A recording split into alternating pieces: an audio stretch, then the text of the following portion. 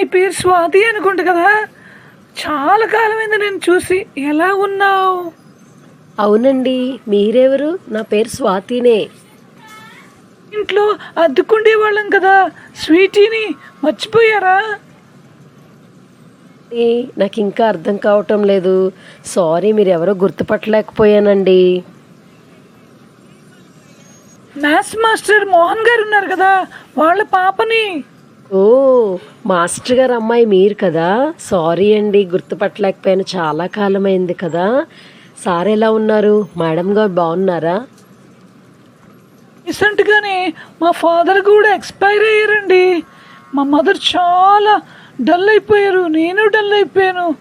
ఇలాగుండగా మేము బాధలో ఉంటే ఒక అబ్బాయి నన్ను చాలా వెంటాడి వేధిస్తున్నాడండి, పెళ్లి చేసుకొని. కానీ నాకేం అర్థం కావట్లా, బ్రతకాలని కూడా ఆశ లేదండి. మీకు ఒక విషయం చెప్పనా? అలాంటి సమయంలో మనం చాలా ధైర్యంగా ఉండాలి. ఏది ఏమైనా కానీ మన వెనకాతలు ఎవరున్నా కూడా మనకు సపోర్ట్గా మాట్లాడతారే తప్ప తర్వాత మన అవసరాల్లో ఎవరు కూడా మనకి దగ్గరికి రారన్నమాట. కానీ నేను ఒక విషయం చెప్పనా, మనకంటూ ఒక స్నేహం కావాలి. నువ్వన్నీ మర్చిపోవాలి, నీ బాధలు పోవాలంటే ఏసైని నమ్ముకుంటే ఏసై నీకు సహాయం చేస్తాడురా. ఖచ్చితంగా మేలు జరుగుతుంది. మమ్మీకి ఆరోగ్యం బాగుంటుంది, నీ లైఫ్ కూడా మంచిగా ఉంటుంది. ఓకేనా? నమ్మితే మా సమస్యలు తీరుతాయా? మా కుటుంబంలో నెమ్మది వస్తుందా?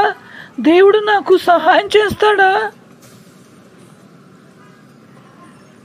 ఖచ్చితంగా సమస్యలు తీరుతాయి స్వీటీ. నువ్వు నమ్మి చూడు. నీకు ఖచ్చితంగా నీకు మంచి పొజిషన్ ఉంటుంది, ఇంట్లో పరిస్థితులన్నీ మారుతాయి, మంచి లైఫ్ ఉంటుంది. తెలుసా నీకు? ప్రభు అంటే మతం మార్చుకోవాలంట కదా, అన్నీ వదిలేయాలంటారు.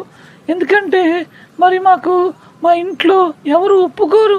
మరి అప్పుడు ఎలాగా?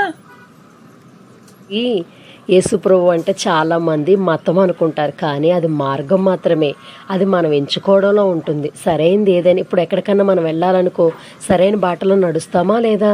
కదా, అది కరెక్టే కదా. కాబట్టి మనం ఒక మార్గాన్ని ఎంచుకుంటున్నాం అంతే. నువ్వు చూడు, ఫస్ట్ దేవుడిని ఖచ్చితంగా మేలు చేస్తాడు. ఓకేనా?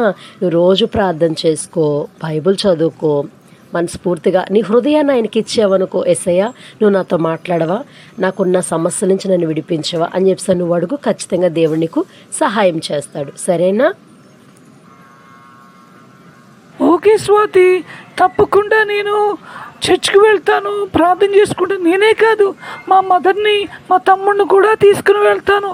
తప్పకుండా మాకు మేలు జరిగితే మేము ఆయన విడిచిపెట్టాం, చివరి వరకు నమ్మకంగా ఉంటాం. సరేనా? అయితే మరి నేను వెళ్తాను.